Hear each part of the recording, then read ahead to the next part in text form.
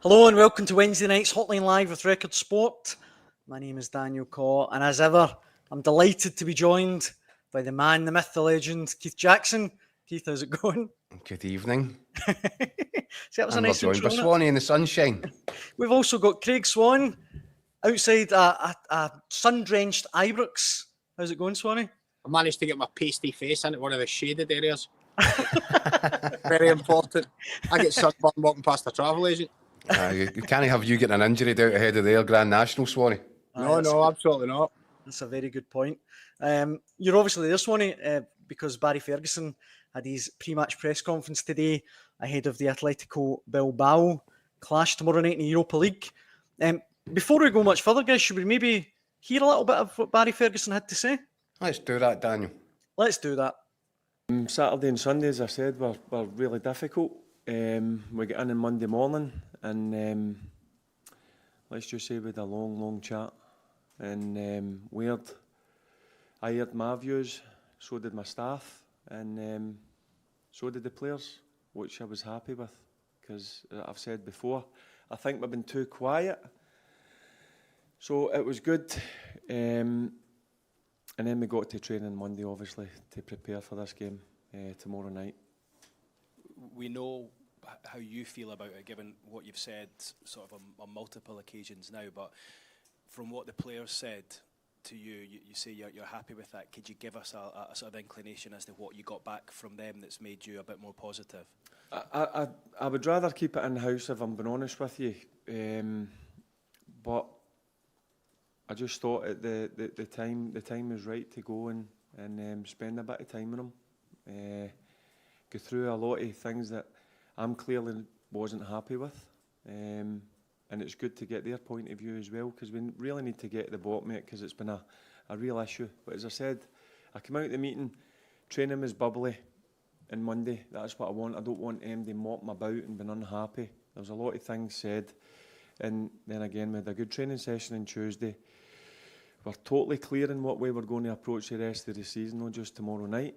And today's session, again, I come away from really happy with. There's been obviously a lot highlighted on individual performances.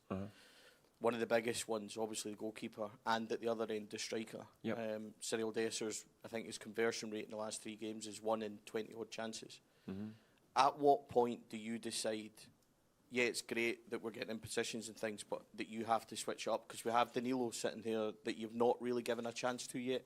Are you considering maybe game time for him? In terms of Cyril, I would be more concerned if Cyril Dessers didn't get into the positions. That's what I've been concerned about. In terms of, am I considering other people to play? Of course am. I told you on Saturday that there will be some changes. You just need to wait to see what the changes are tomorrow night. But listen, I've told everybody now, there's places up for grabs. You need to, when you go into my team and you play, you need to earn your right to play in the team. And I've had to make, or I probably will have to make, some difficult decisions going forward. I've had to make some difficult decisions since I've come into the job. But it's one thing I'm not afraid to do, to try and better the team. But I've got a job to pick the 11 that I think is the 11 that will go and win the game. And that's what I've done for tomorrow night. I've no fear in terms of them coming and supporting us at the start of the game, but we have to dictate from the stands. We need to go and give a performance, and if we do that, then the fans will get right behind us. And as I said, I've no issue. That was tough, standing in the touchlines, as I mentioned a few minutes ago, watching the place empty. I can't be having that. My players can't be having that. That's a sore one to take, and that's been in the back of my mind since Saturday. So I'll go back to what I said. I'm myself, my staff, and the players. We're the only ones that can affect that now going forward. So when you come into certain games, I honestly believe that fans can accept you no playing at the level, but what they can't accept is seeing a team dig deep, run harder, tackle harder, all the things that I mentioned on Saturday. And that's what have to see from my team going forward. Because if that's not going to be the case, then you're not going to be in the team. See for all his faults, guys, all his kind of lack of experience and the things that people throw at him, he speaks really well, Barry Ferguson. His press He conferences handles it well. really good. I mean, Aye. Swanee was there. He'll say for himself. But my view has been from the start, and I might be in a minority. I don't know. I just feel that Barry Ferguson, he fits this. He knows what's required. He knows how a Rangers manager should look and sound. He's not overawed by the task. And I've seen plenty of Rangers managers over the last while that have come and gone and have looked completely overawed and out their depth. Barry Ferguson might not be the most experienced guy in the world in terms of managerially, but he's very experienced when it comes to what's required at Rangers. And that's why I keep coming back to it. I think he's the right man in the right place, probably with the wrong group of players right now. He was in fairly defiant mood though today, Swanee, wasn't he? I found it fascinating listening to him speak today, Daniel. I thought it was a lot of authority in the way that he spoke when he discussed the meeting that he had and the management staff had with the players on Monday morning. It was interesting to hear him talk about getting feedback from players, and you hear that a lot from managers. Managers say that quite a lot when you hear about these summit meetings and behind closed doors being thrashed out because the players give us some feedback, and that's what we want to hear. Now, that's what managers say, but generally that means what managers want to hear is, yes, Gaffer, you're right, Gaffer. Yeah, I was rubbish, Gaffer. Yeah, I'll do that, Gaffer. That's what's counted as feedback. But got the impression today, listening to Barry Ferguson, he did want the feedback. Listen, we know Barry's past, and he wasn't shy in offering feedback to his own managers at times. And I think he would have welcomed that. And I got the impression from listening to him today, he wanted that. He wanted players to come out their shell and speak, and maybe explain to him what the issues are to help him get further to the bottom of it, because Barry and the coaching staff that he's got in place have all been here and done it. They all know what's required.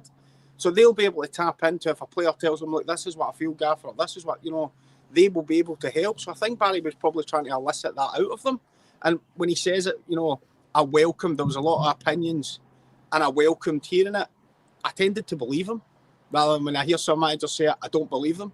I think they just want to basically lash players on about the dressing room, tell them they were hopeless, and that's the end of it.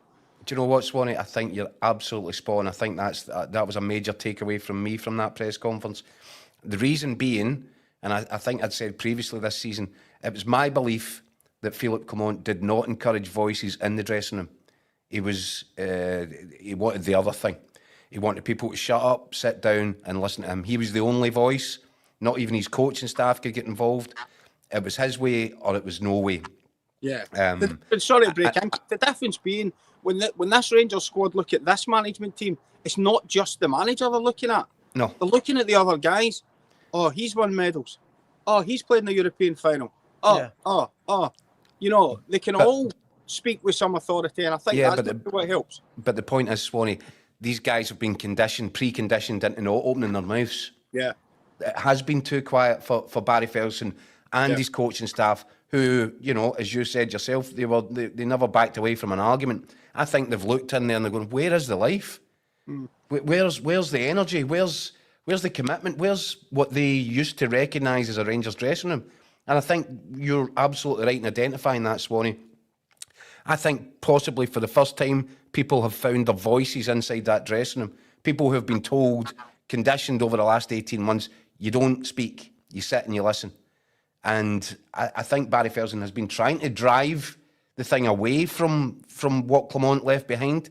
And I think maybe this was one of the last sort of things that hadn't been properly addressed, that there are players in there who lack personality, lack charisma, lack a voice. And I think that Barry Ferguson has probably got some encouragement out of the fact that finally, at least some of them are speaking up and calling out their own teammates possibly. And I think that, look, is that going to be enough in the grand scheme of things? Who knows? But I think from a managerial perspective, Barry Ferguson probably thinks he's addressed another one of the many issues, legacy issues left behind by the previous manager. I think it's fair to say, Keith, that if you can't have a voice and be a character within the confines of your own dressing room, how on earth are you going to do it in the park? Exactly right. So that's, that's probably why Barry Ferguson wants to draw the character out of them. Because when things get tough, as he touched on today, you know, if there's a mistake early in the game or if the first goal's lost, it can be an issue.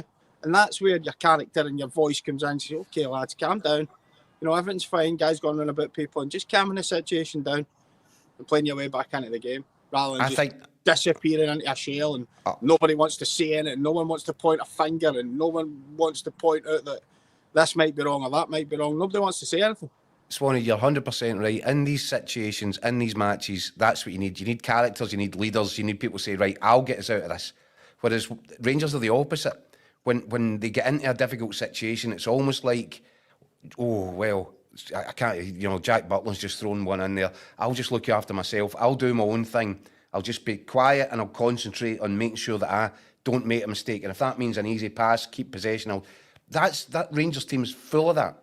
It's guys that don't have the character, the voice, the presence to get out in front of it and think, do you know what, it's not going well, give the ball to me and I'll spark something.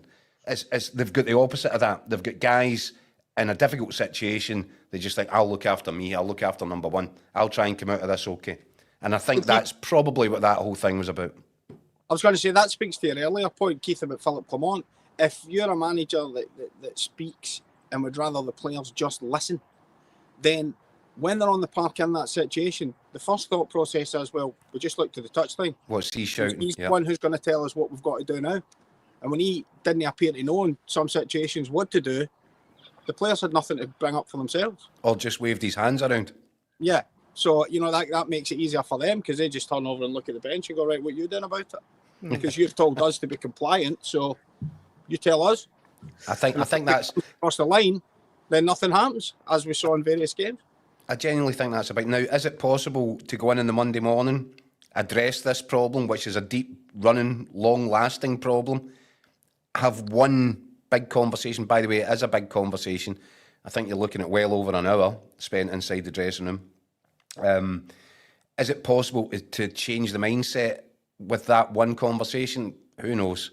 And also Barry Ferguson has indicated, Swanee, and you know, you could get a good feel for that yourself today. He's indicated that certainly at the weekend that there's going to be changes. And I think there was a lot of anger about Barry Ferguson at that minute in time. Red mist, maybe, because he was so furious with the lack of performance from his players against Hibs. I wonder if, having had that conversation with the players, having had a couple of days to simmer, I wonder if he's settled a little bit. I wonder if the changes aren't going to be just as widespread as you might have imagined coming away from the weekend. Because if you listen to Barry Ferguson on Saturday, you're thinking he's going to make 5 or 6 changes to the outfield players. The starting 11. Now, I listened to that today, a little bit more considered, probably thinks he's had a reaction from one or two that he was hoping to get. I wonder if the changes are just going to be a little less drastic than perhaps they might have been. I don't know, Swanee, what was your feeling in the room? Yeah, it was, I would tend to agree with that, Keith. He touched on the fact that, listen, players can underperform and make mistakes. I've been there. I've been in troubled situations myself. I know what it's like. You know, when he was pressed specifically about Jack Butland and Cyril Dessers were a couple of names that obviously came up. And he just talked about, you know, he's been in situations himself and he knows what it's like. Yeah, I did get the impression, because it was also put to him, you know, once you've that very point that you've made, you know, when you have this time to consider, is there also a chance to let the guys go again, give them a chance to redeem themselves? And you know, he was quite open to that as well. I mean, he played a great game today. I mean, he was giving absolutely nothing away. But one thing he did say was, you'll see 75 minutes before kickoff, I've made changes and this will fall on me. Mm-hmm. And he was on my shoulders. Quite happy to take that, you know, this will fall on my shoulders, whatever I decide to do. So, but in terms of individual cases, he was not prepared to get involved in that. Sorry, go on, Keith. Do you know, just purely, I know this is a bit kind of in-house stuff, but purely from a journalistic point of view, Swanee, I'm watching that and I'm thinking, do you know what he's clever? He's walked into the room, he hasn't been asked a question, and he's given everybody a back page line. I've sat them down, we've had a right good dust up in the dressing room. Every journalist in that room is sitting there going, oh, that's the back page sorted, not a problem. Yeah, crossed my mind. And what he's done there is diffuse the whole press conference. It could have been a really difficult press conference, But the questions that followed after that about what you got to do with Dessers, what you got to do with Butland, etc., he was able to dance around them because the press guys in that room know, right, we've got a nice strong back page here. So, of course, we'll ask the questions, but we don't need to push that hard because in your back pocket, you've got the back page. That's quite interesting. But those questions are also covered by the first part of the press conference when he says, I've sat them all down, I've spoke to them all individually. Yeah. You know, sorry, that's wrong. I'll rephrase that. He said, I'm not going to speak about individual conversations. If I've had any. But he's obviously spoken to them as a group. So you take that as they've spoken directly to the manager, if you like, rather than individually sitting across the table from each other. He's spoken to them all as a group. So you kind of have to defuse that before you start. You're right, Keith. Rangers is he okay in the comment section says, don't think Fergie will get the job, but he will know and pass to whoever the new manager is, who the bluffers are in that team, and that will be vital to next season. Hope he makes big changes tomorrow. And Keith, you touched on Butland and Dessers there. They seem to be the two players that kind of might be left out tomorrow night. Would you guys leave them out if it was down to you? I think they're different cases, Daniel. I think in this the Jack Butland one is probably more of a knife edge decision in terms of just individual performance, whereas you don't take into account so much the opposition. Mm-hmm. I think with Dessers, you've got to take into account the opposition.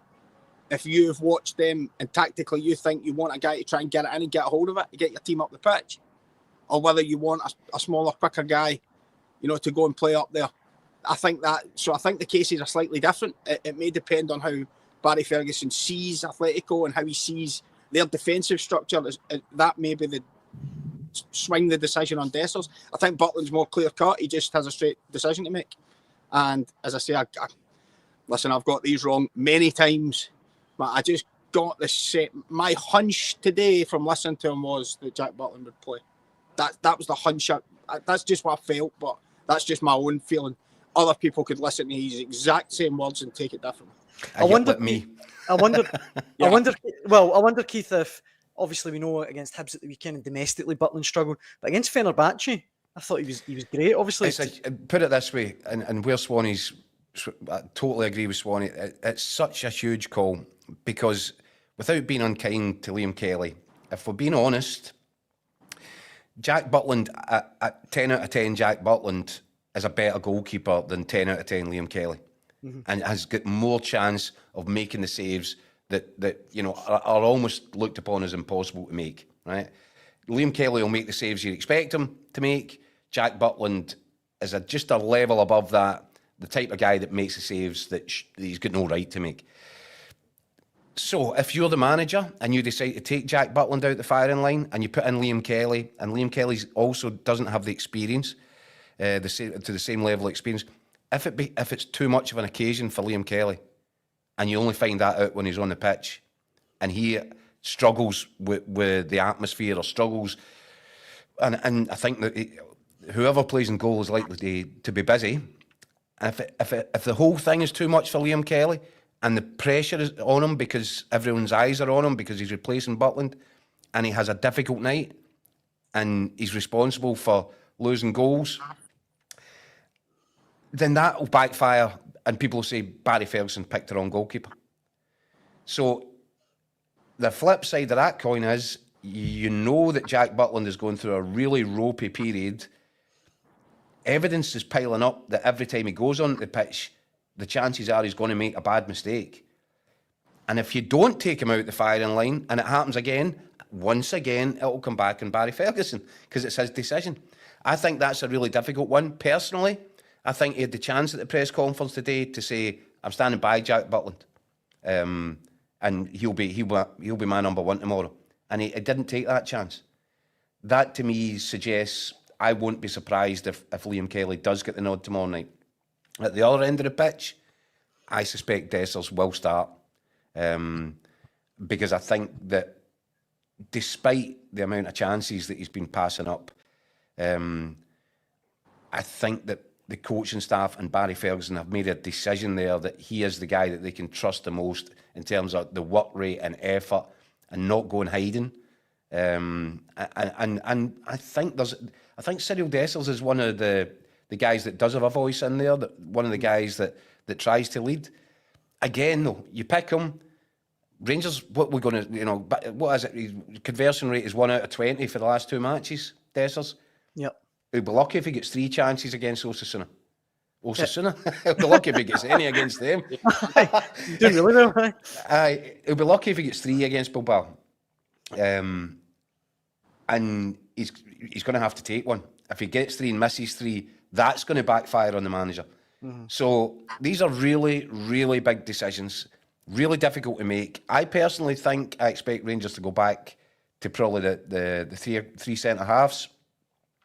I think Liam Kelly might start in goal as one change. I think Tavernier, Sterling, Suter, Balogun, probably Ridvan. Diamandi's not available. So what does that mean? No, Keith. Bailey Rice, maybe if he's fit, comes in and plays beside Raskin. Remember Keith Suter's suspended. That's what Sonny said. Suspended as well. Suter's suspended. All right. Well, that's my team government. Causes another issue for the potential back 3. Aye. Yeah, you're right. It does. Wow. Yeah. Well, I don't think Robin Proper's going to come in to make up the 3. So probably a 4 then. I think Hadji might get into the team. Oh, Craigie in the comments says the midfield needs to be Raskin, Hadji, Barron. I don't know if that. I wonder if Bailey Rice is fit, because I think he'll want to be seen to make changes, and he knows he needs to, but I just don't think it's going to be 6 or 5 or 6. I think it will be. You're right though. I'd totally forgot that Suter was out. So that probably does scupper the plan to go to a back 5, doesn't it? Or am I missing something else? No, it's tough to say, I guess. Swanee, before we let you go, we've not mentioned much about Athletic Bilbao themselves. We were saying last night in the show that, so many times in the past we've thought, right, this is beyond Rangers, and they go and prove you wrong. But this is a serious outfit. They've lost the fewest amount of games in La Liga, fewer games than Barcelona and Real Madrid this season. Knocked out Roma, obviously, in the previous round. Do you see Rangers getting a result tomorrow night? I think it's possible they could get a result tomorrow night. Over 2 legs, I think it's hugely difficult. I think if they got through this and into the semi-finals, it would be a quite incredible achievement, because obviously, for the reasons you've given, Athletic Bilbao are hugely talented. Barry Ferguson intimated today they were the tournament favourites, although, amusingly enough, the Athletic coach came in and said Rangers were exactly the same. So a bit of pre-match stuff going on there between the managers. But yeah, they're hugely talented. You're 4th in La Liga. There's a school of thought that the fixtures they faced in the section stage of the Europa League weren't particularly the toughest, but I don't think you can take away from what they've achieved domestically. They're going to be top class. I know we say that quite a lot about visiting teams, and then sometimes they turn up and they're not all that. We've done that a lot, but I often find that they're not unheralded. Athletic Bilbao, people know everything about them, but they're not you sometimes fall into the trap of, if it's not Barcelona, it's not Real Madrid, or if it's not, the coaches won. He's won loads in domestic football. He's been to Europa League finals. He knows what he's doing. So they're going to be a highly, highly dangerous outfit. As I say, I think Rangers, if they have a really special Ibrox night, could get something out of tomorrow night. But over 2 legs, I think it's a struggle. What's your prediction, Swanee? I think it'll probably be a draw. Saying probably be a draw. If Rangers, maybe a draw tomorrow night. At least keep themselves alive for going over there. But I think it would be hugely difficult in the Basque Country to try and hold on to that. I'll get through that on the back of that. Swanee, we'll let you get back to your sunbathing outside Ibrox. It looks like a lovely night. But thanks so much for joining us on the Hotline Live as ever. No problem, boys. Speak to you later. Cheers, thanks, Swanee. See you soon. Record Sports' Craig Swan there, Keith, live from outside Ibrox. I might as well put you in the spot as well. What's your prediction for tomorrow night? I've had to do it for the paper already. I'm like Swanee. I think first target for Barry Ferguson is to get a response, a reaction out of his players. Next target, don't fall to a 6th successive defeat at Ibrox. Which is mad. See, when you think about that, yeah, the most in the club's history. Yeah. Well, every time they lose another one, it's the most. That's just the position they're in right now. Mm-hmm. I'm sure that Barry Ferguson and his coaching staff will be totally mortified by having their names attached to that, and will want to put a stop to it. Do they need to beat Bilbao to win the tie? No.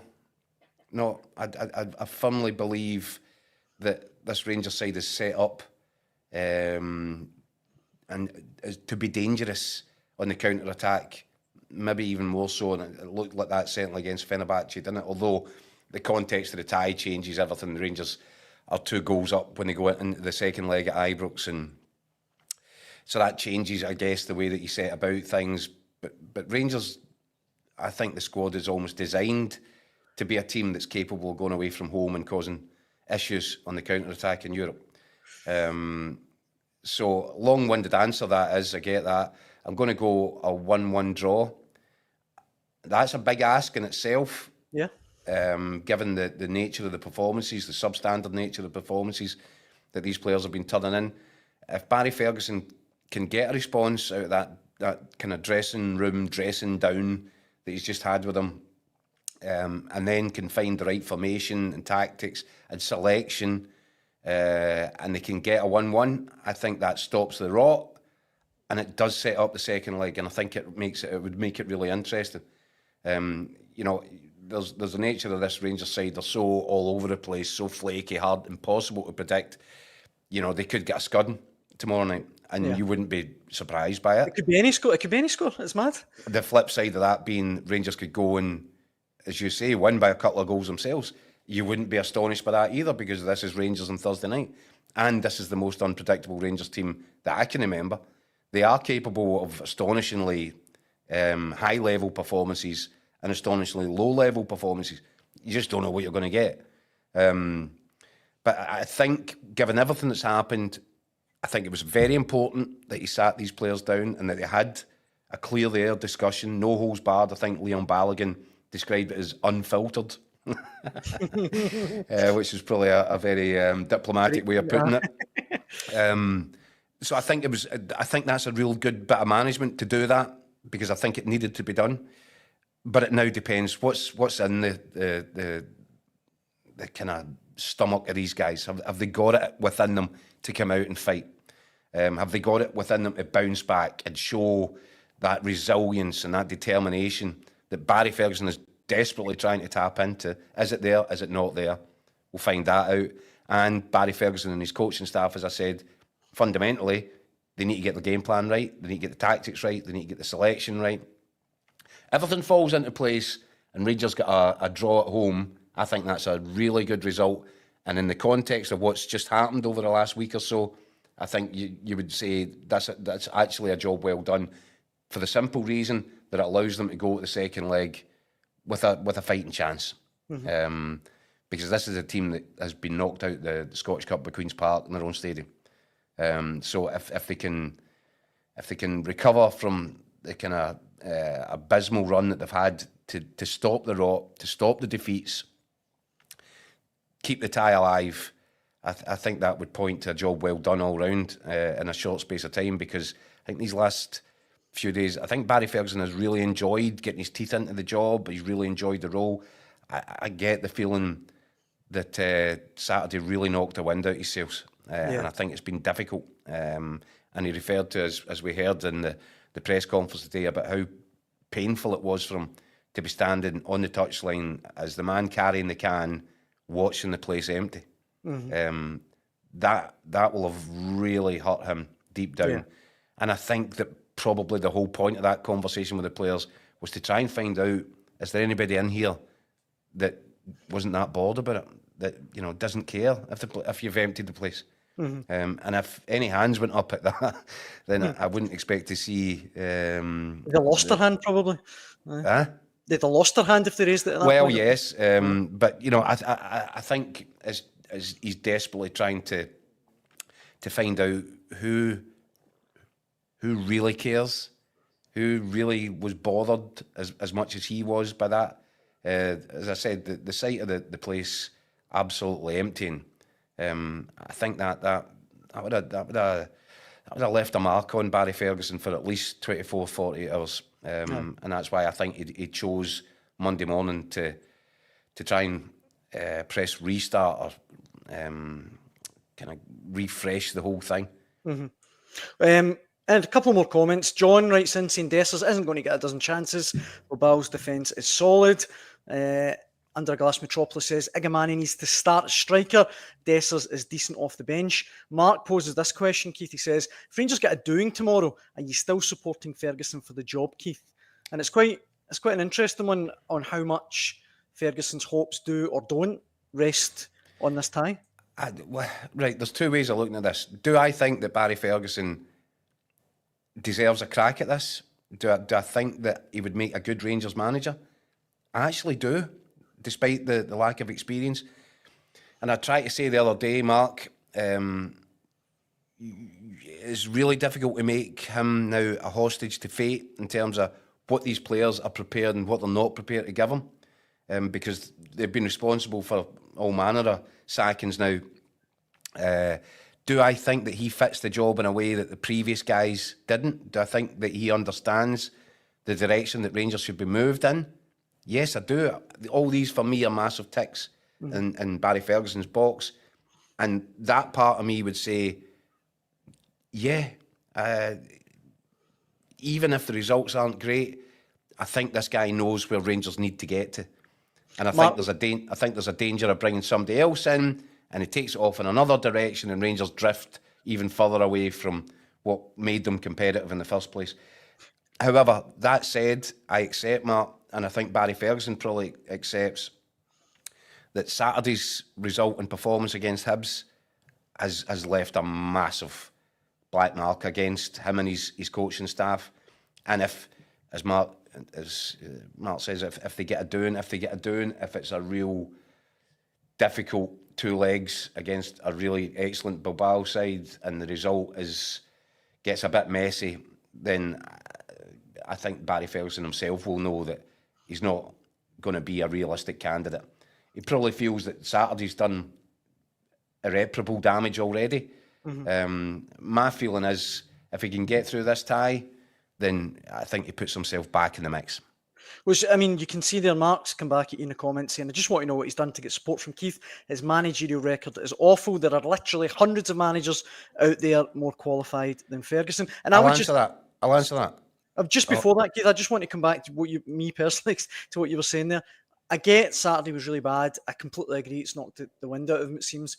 But surely that can't have put the death nail in his hopes of getting the job. If they knock out Bilbao, surely that puts him I think it'll have done damage. I think that he probably feels it's done damage, right? Because there's only so many times that you can say, I think I've connected with these players. I think I've got my message across. You'll see a different Rangers, and they see the same old Rangers. So these players are undermining Barry Ferguson's credentials and credibility by doing that, and they can't be trusted to go their work. Which is why I try to make the separation, try to make the point, try not conflate the two. That, do you like what you see from Barry Ferguson? Do you think there's a Rangers manager in there somewhere? Do you think there's a coaching staff that know how to get Rangers back to a place where it made them previously competitive? And that these facts remain for me. I'm convinced by it. And Mark, he's 100% right. Again, he says there's hundreds of managers out there better qualified in terms of managerial CVs. He's totally right. Mm-hmm. Philip Clement had a very good managerial CV. And we could go on. There are certain qualities I think that Rangers are in need of right now. And it's not another experimental sort of, how would you say it? Sort of futuristic... the trendy choice, the hipster's choice. Yeah, coffee shop guy. I actually think Rangers, what they really require is an element of going back to basics. And this is what I'm saying about Mark's point about hundreds of guys out there with better managerial credentials. Correct. There aren't hundreds of people out there with better credentials when it comes down to knowing what Rangers used to look and feel like as a football club behind the scenes, the standards that were required in order to take them to that point, to make them competitive, to make them win titles. There aren't hundreds of candidates out there with that knowledge. There are very few, and Rangers have got 4 of them right now inside Auchenhowie. And that, for me, despite the lack of managerial experience, that, for me, would be a massive, massive tick. And that's why I think, and I've said it previously, and I'll say it again, I think it might be a mistake for Rangers to be in a rush to look elsewhere. Because I think these guys, as I said, it's past the point now of another rebuild. It's a restoration that Rangers now require. And in order to restore something to the way it was previously, you need to know what it looked like previously. You need to have an idea about what it is that you're trying to achieve with this restoration. Because, you know, we've gone past the point. It's a rebuild every summer at Rangers.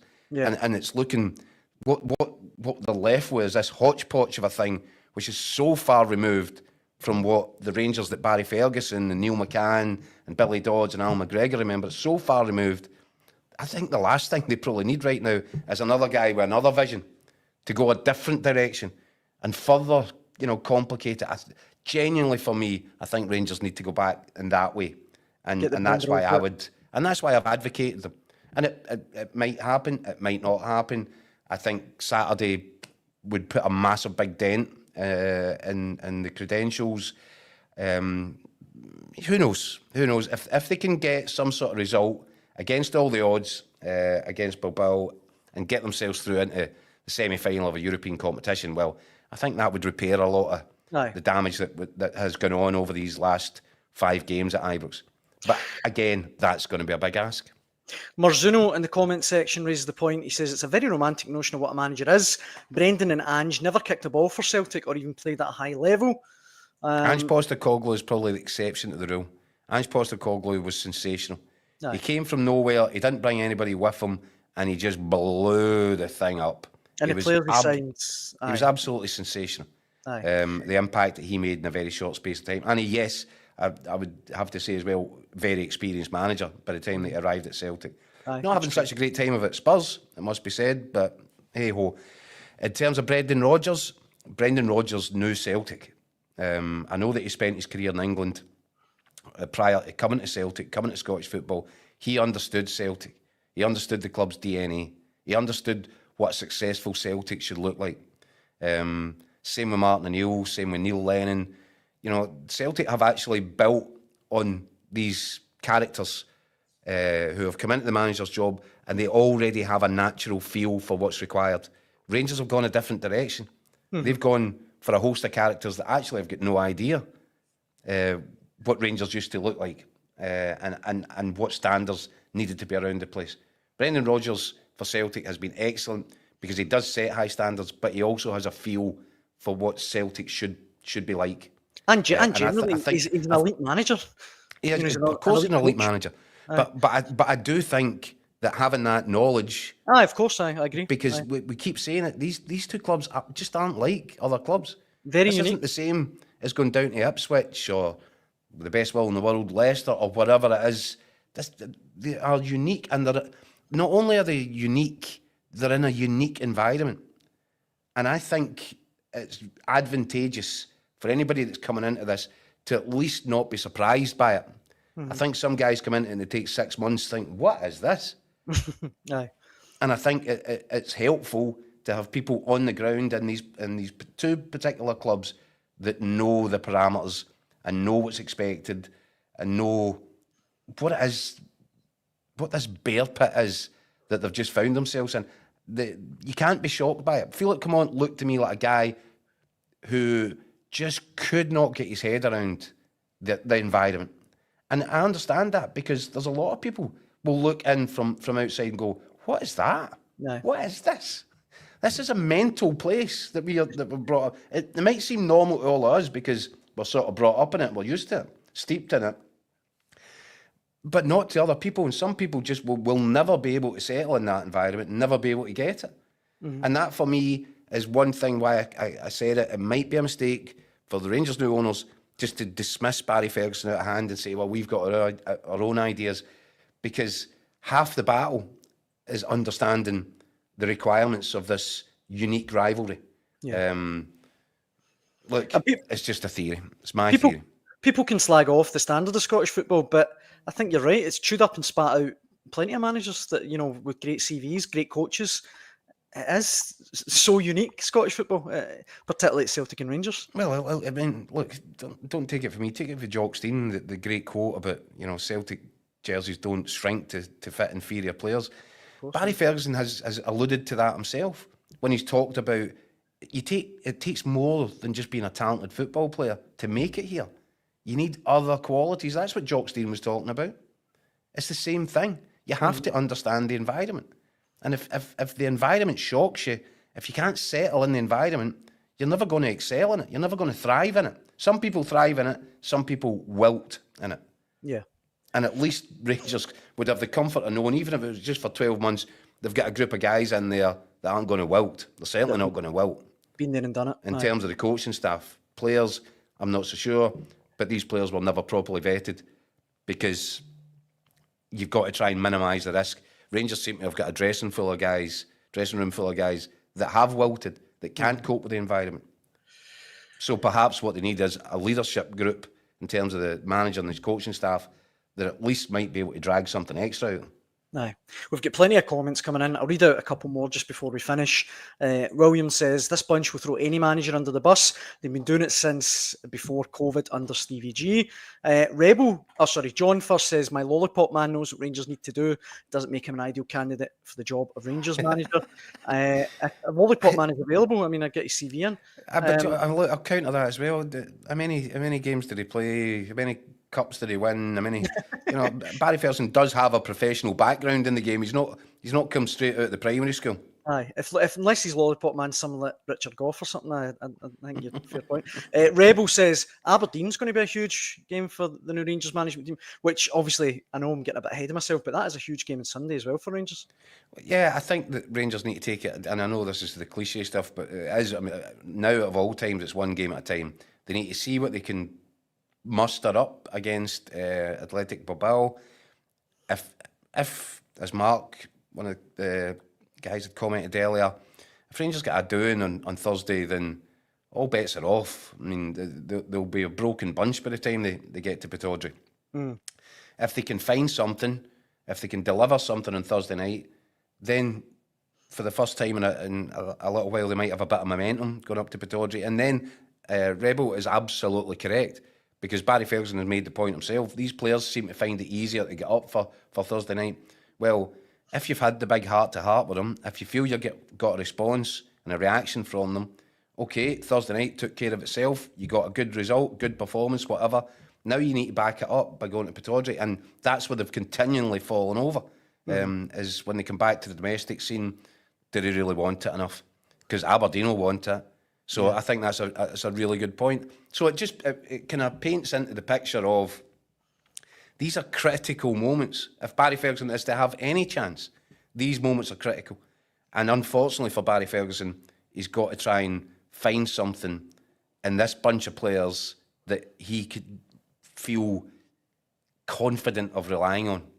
And that's, I don't know how you achieve that. I don't know how the most experienced elite managers in world football would be able to do that. Because they're a difficult group to manage. Aye, to say the least. Before we finish, Keith, I should have mentioned this a little bit earlier, but the Vaclav Cherny, the verdict is in. He's been given an official formal warning by the SFA, or SFA? The SFA disciplinary, yeah. Yeah, after his Scooshgate at Celtic Park. I mean, I know we've talked about it ad nauseum, but fair enough? It's what, I did call for a bit of common sense. I did say that he wouldn't get away scot-free. The SFA would have to remind him of his responsibilities.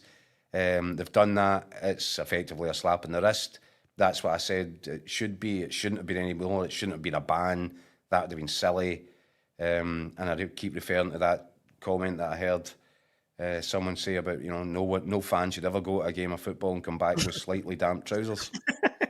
That's a good one. I've just put up there, Raymond Hay says, even a formal warning is beyond ridiculous, an absolute joke that it's even been discussed. Scott Hardy counters it by saying this verdict might open the doors for something similar at Ibrox in the last derby. Let's see how that would go down. We've talked about Scooshgate too many times for my liking. And you've asked me to arrive at a different conclusion, and I've been fairly consistent. I know you have. Response. That's the right way. The police, look, it was absolute stupidity that the police got involved in the first place. Stupidity. Unfathomable that they would look at that as a potential criminal offence. So that was a complete overreaction, not to be unexpected. Again, the police have every right to be unhappy about it and go into the dressing room after and say, what are you doing? Aye. But Have a look at him. but to actually make it a police investigation, what a waste of time and effort and taxpayers' money that is. And the SFA have done the right thing. They've waited for the police to say, oh, actually, there was no murders committed. And they've then, done the right thing by not being silly, not being pushed into handing out a ban. It's, look, behave yourself. Try and behave yourself a little bit better, please. Because the players do have a responsibility. And they have to try and be mindful of that, even in, the heat of the moment. They need to try and be mindful of it. And I'm sure that, now that he's had this learning experience, he won't repeat it. I think that more or less brings us to the end of Wednesday night's Hotline Live with Record Sport. We'll be back tomorrow, Keith, but we will be back at the later time. Oh, it's a jammies one again, isn't it? It's a pyjamas night, a sleepover, if you will. What time do you want me round? Let's say 10:15. 10:15, it sounds good to me. We'll be on to pour over all of the fallout from Ibrox from tomorrow night's clash between Rangers and Athletic Bilbao. Be sure to join us then. Thank you so much for all the comments. We really appreciate it. And as I say, we'll be back tomorrow. Keith, it's always a pleasure. Cheers, good night, everyone. Thanks for watching. Cheers.